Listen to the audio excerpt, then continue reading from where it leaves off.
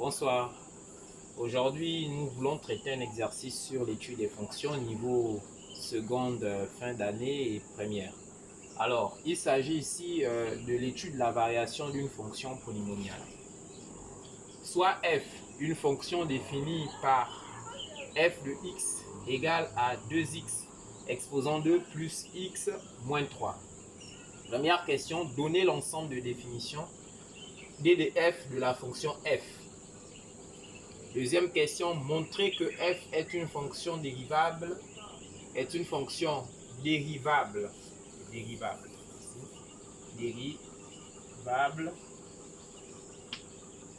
puis calculer sa dérivée f' de x. Troisième question, étudier la variation de f sur l'intervalle ouvert à moins l'infini, fermé à moins 1 quart. Résolution. On va traiter la première question. F étant une fonction polynomiale ou polynôme, f étant une fonction polynôme, f est donc définie dans R. Et R, c'est l'intervalle ouvert moins l'infini plus l'infini. Deuxième question. La fonction f est un polynôme et donc f est dérivable sur R. Pourquoi? Parce que il a dit que toute fonction polynomiale, fonction affine, sont des fonctions dérivables sur R. Donc f en particulier ici est une fonction polynôme, donc f est dérivable sur R.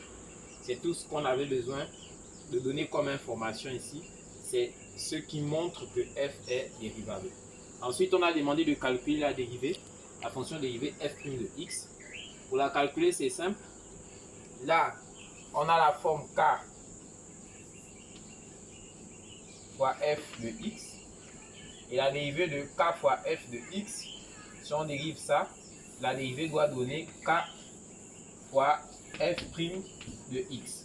Autrement dit, on ne dérive pas 2, c'est considéré comme une constante ici. Ça ne va pas varier ici, mais on va dériver x exposant 2. Et la dérivée de x exposant 2, la formule, c'est la dérivée de x exposant r étant un entier naturel plus grand que 0. Et donc, sa dérivée donne r multiplié par x exposant r moins 1. Donc, si on suit la formule, on a d'abord 2 que doit multiplier r.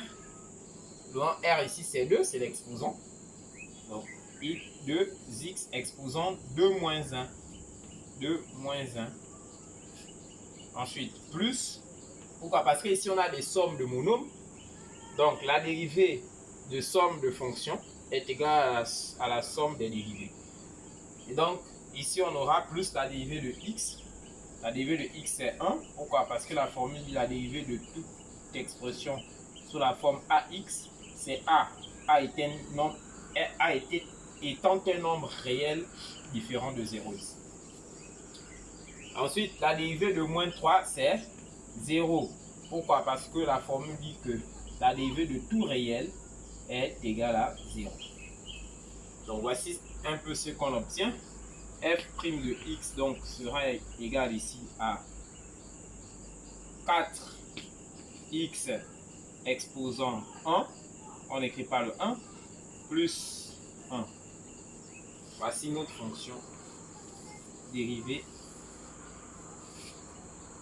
Dernière question, étudier la variation de f sur l'intervalle moins l'infini à moins 1.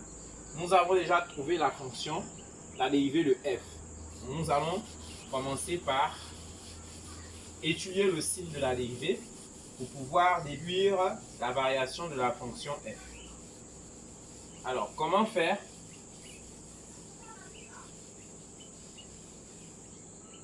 On va d'abord consigner notre fonction f' de x par ici. Donc 4x plus 1. Voilà. Maintenant, nous allons donc effacer le reste pour avoir l'espace au tableau. Nous commençons par résoudre l'équation f' de x du moins égale à 0. Ceci équivaut à dire que 4x plus 1 égale à 0. Ça équivaut à dire que x égale à moins 1 sur 4. Voici donc, ça c'est la racine de l'expression affine 4x plus 1. Grâce à cette racine, on peut tracer un tableau de signes. Donc ici on a x, on a f' de x. Voilà. Et ici, x varie de moins l'infini à plus l'infini. Et sur le chemin, il y a la racine moins 1 quart. On met un 0 ici pour montrer que c'est la racine, que c'est le 0 de l'expression f' de x. Alors, qu'est-ce qu'il a dit lorsqu'on cherche le signe d'une expression affine? Il a dit que l'on doit regarder le signe de A parce que toute expression affine est de la forme AX plus B. Donc on regarde le signe de A et le signe de A on mettra à droite du 0 le signe de contraire de A à gauche du 0. A ici c'est 4, c'est positif, donc on met plus ici et moins ici.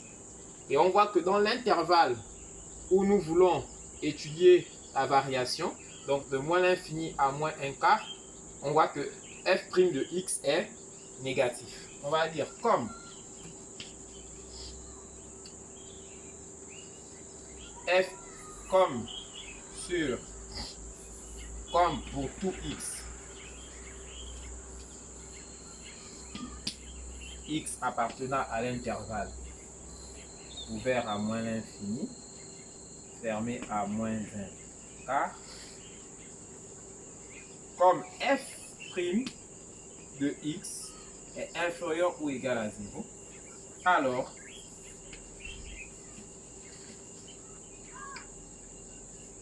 f est décroissante.